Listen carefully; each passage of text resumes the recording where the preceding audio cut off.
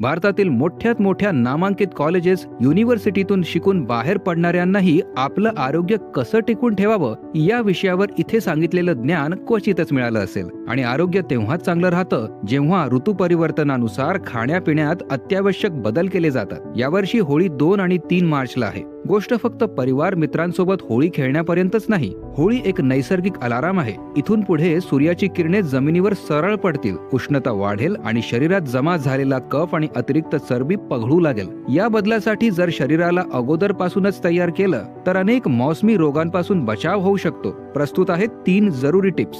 पहिली, उन्हापासून बचाव. या दिवसात तीव्र उन्हात टोपी न घालता कधीही फिरू नका. यामुळे शरीराची ऊर्जा संतुलित राहते आणि डोकेदुखी, अशक्तपणा व गरमीमुळे होणाऱ्या समस्यांपासून बचाव होतो. दुसरी, अळणी भोजन. होळीनंतर जर 15 ते 20 दिवस अळणी म्हणजेच बिना मिठाचं भोजन केलं तर त्वचारोग, खाज खरुजासारख्या समस्या